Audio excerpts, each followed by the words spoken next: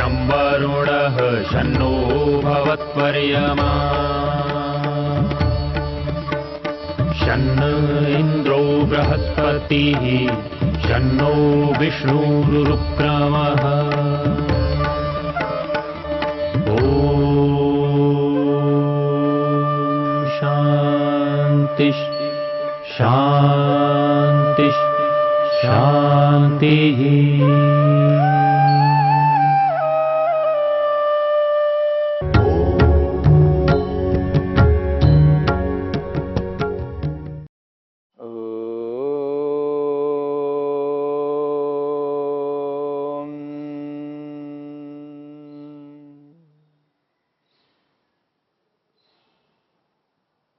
क्रिया योग की चर्चा में तप स्वाध्याय ईश्वर प्रणिधान रूपी क्रिया योग की चर्चा में स्वाध्याय के अंतर्गत जप है, उस जप को लेकर के हम विचार कर रहे हैं। स्वाध्याय के दो विभाग हैं, एक शास्त्रों का अध्ययन करना और दूसरा विभाग है जप करना। जप और शास्त्रों का अध्ययन, ये दोनों को मिला करके स्वाध्याय पूर्ण होता है। केवल शास्त्रों का अध्ययन करना या केवल जप करना, यह स्वाध्याय का अधूरापन है। स्वाध्याय पूर्ण होता है दोनों के माध्यम से, एक ओर जप करना, एक ओर शास्त्रों का अध्ययन करना। शास्त्रों के अध्ययन से ईश्वर का स्वरूप पता लगता है।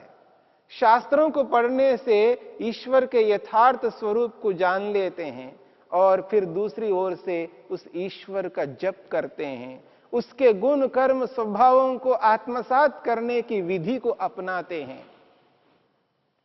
ये जो जप है, इस जप में केवल शब्दों को बोलना ही नहीं होता है और केवल शब्दों को ना बोल करके अर्थ को अनुभव करते हुए जब जप किया जाता है तो वो अर्थ केवल अर्थ ही नहीं है, वो अर्थ पास में ही है, बस उसके साथ ज्ञानात्मक संबंध नहीं जुड़ा है।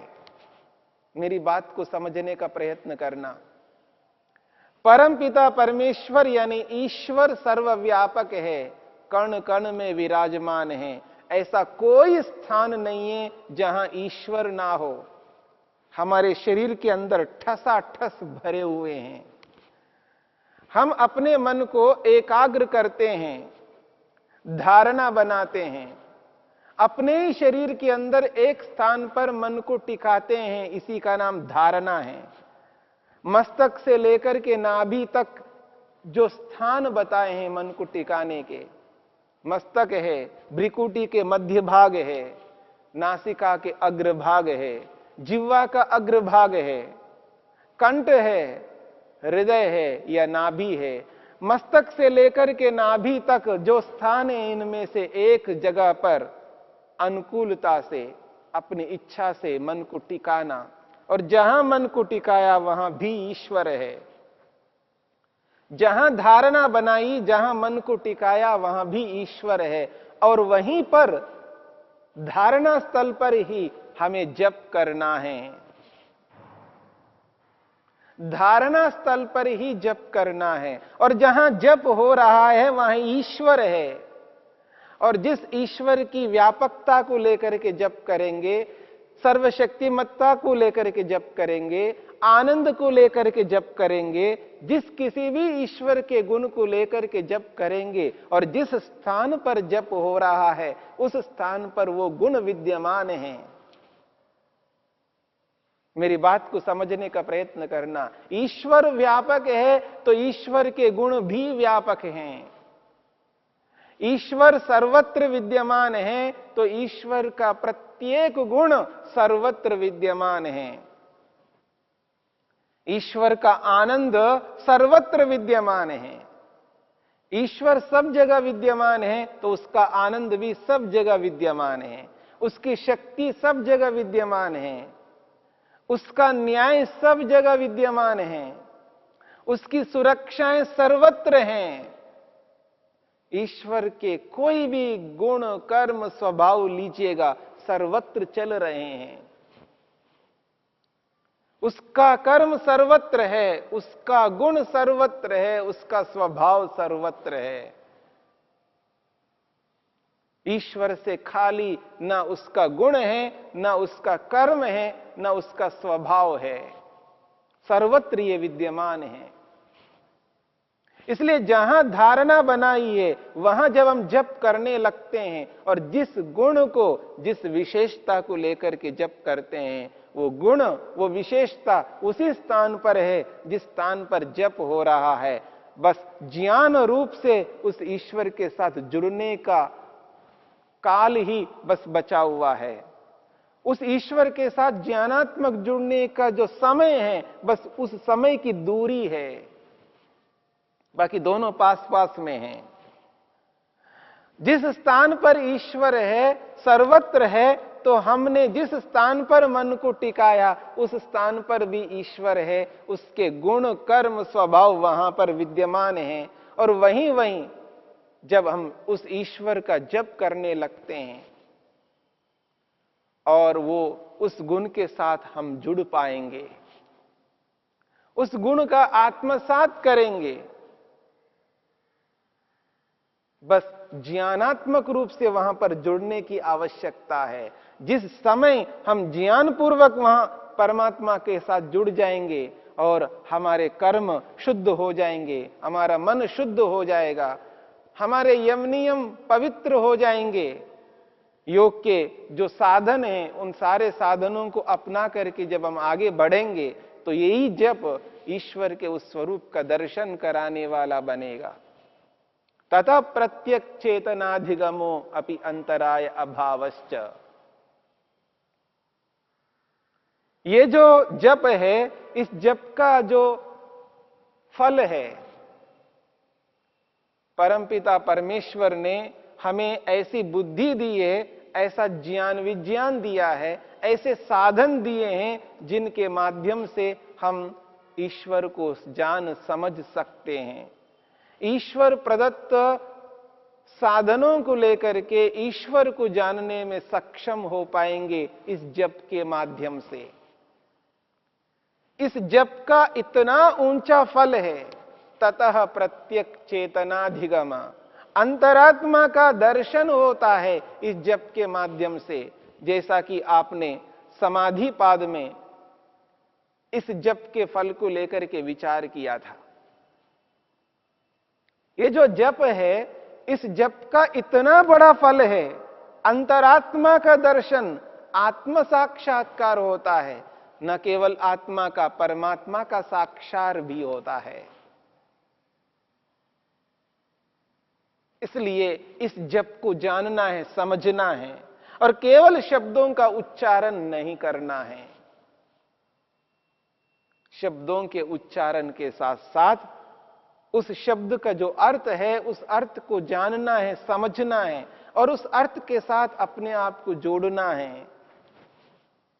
उच्चारण करना, अर्थ को जानना और ईश्वर की उपस्थिति को अनुभव करना, ये तीन काम हमको करने हैं जो जप की विधि में आपके समक्ष रखा गया था।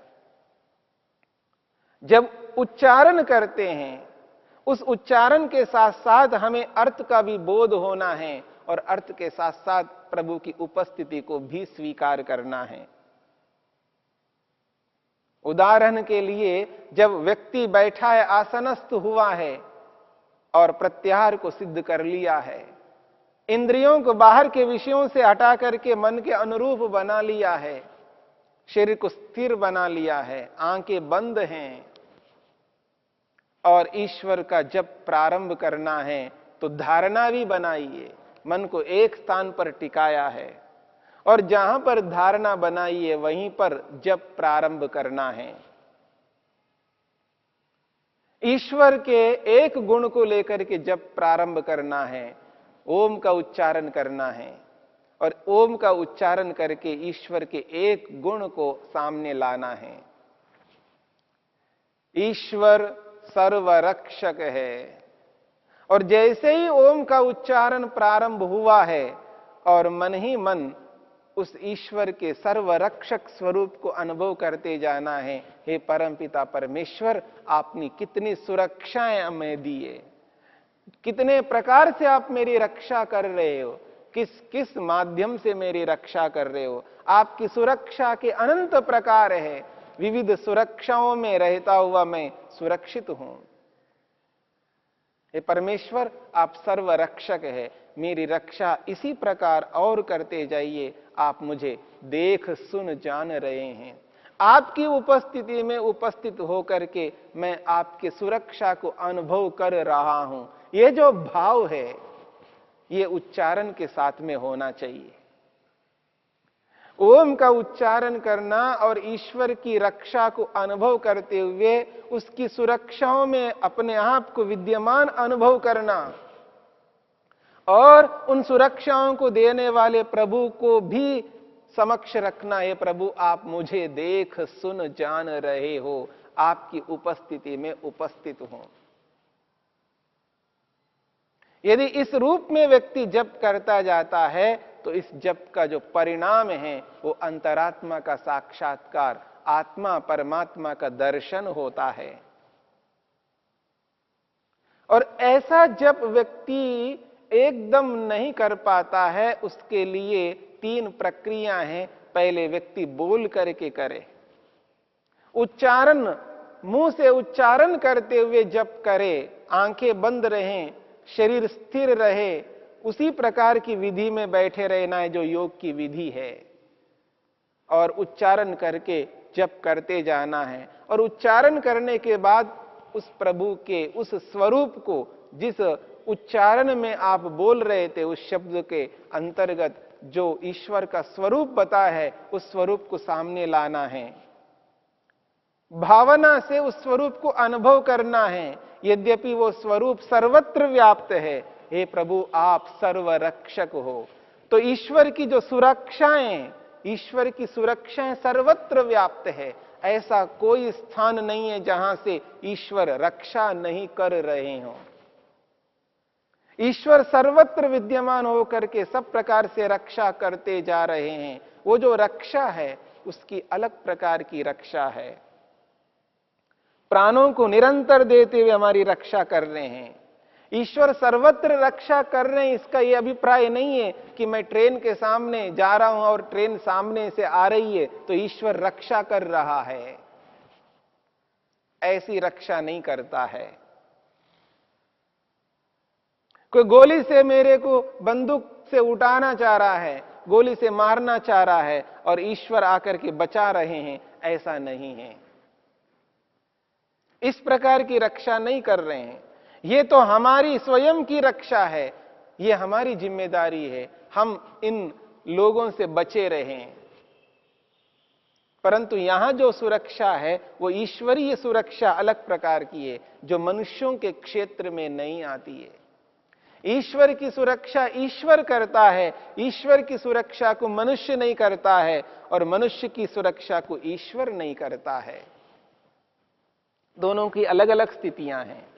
ईश्वर सर्वत्र विद्यमान होकर के सबकी रक्षा एक समान करते जा रहे हैं, सबको प्राण दे रहे हैं। हम नहीं चला रहे हैं अपने आप, सांस हमें नहीं पता है। ये जो सांसें चल रही हैं वो हमारे कारण से नहीं चल रही हैं, ईश्वर के कारण से हैं।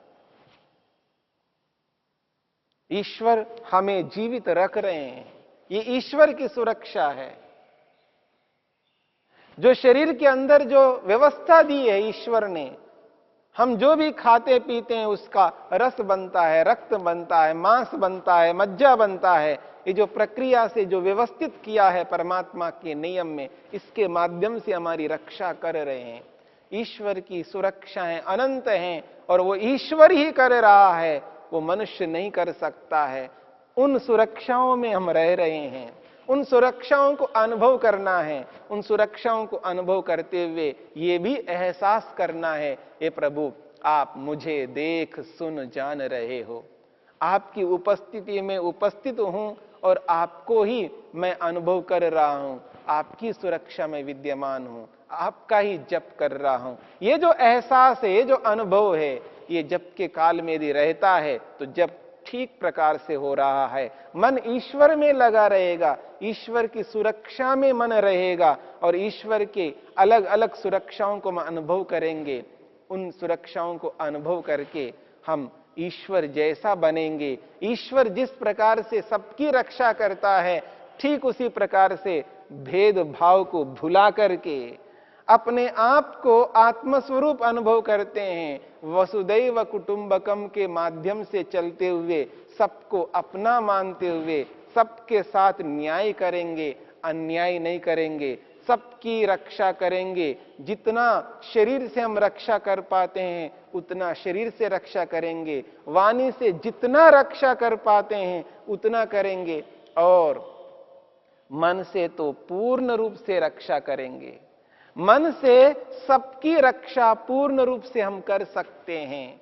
हमारी मन की भावना यदि अच्छी है और अच्छी भावना से सबकी रक्षा यदि मन से करेंगे तो हमारी वाणी उचित निकलेगी दूसरों के प्रति। वाणी से हम किसी का गला नहीं काटेंगे, वाणी से किसी गला ना काटते हुए किसी को बचाएंगे, उसको दुख नहीं पहुंचाएंगे वाणी से। यदि मन से हमने सबकी रक्षा कर दी है तो वाणी से रक्षा ही करेंगे, और जब हमने मन से रक्षा की है तो शरीर से भी रक्षा करेंगे। ये जो पाप हो रहे हैं, ये दुष्ट कर्म हो रहे हैं, ये हिंसाजन्य कर्म हो रहे हैं, ये जो असत्य हो रहा है, ये जो अन्याय हो रहा है, ये जो अराजकता हो रही है, ये सब बचेंगे ईश्वर को एहसास करने से, ईश्वर का जप करने से। इसलिए महर्षि पतंजलि ने यहां पर क्रिया योग में स्वाध्याय को रखा है, और इस स्वाध्याय के अंतर्गत इन दो विभागों में से ये जो जप रूपी विभाग है, इस जप के माध्यम से हम अपने आप को उत्तम पवित्र बनाएंगे और अन्यों को भी अवसर देंगे उत्तम पवित्र बनने का। स्वयं सुखी होंगे, औरों को भी सुखी करेंगे।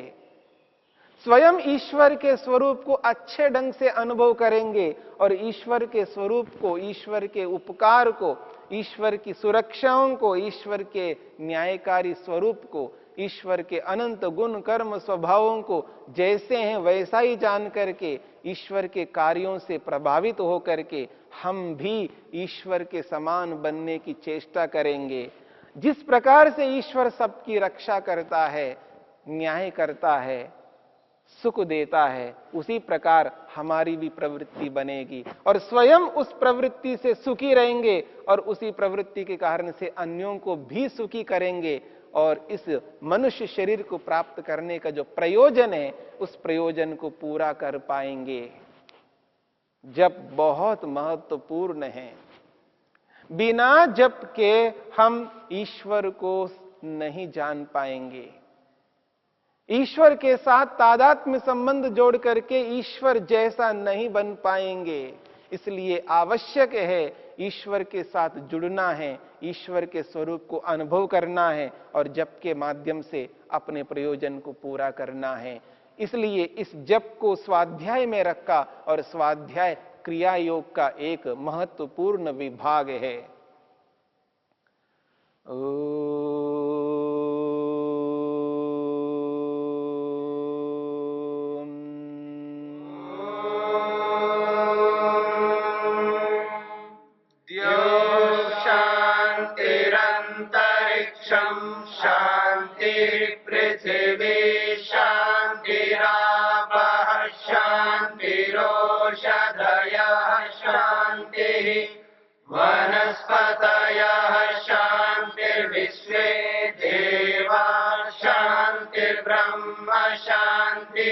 सर्वं शांति शांतिरेव शांति क्षमा शांतिरेधि।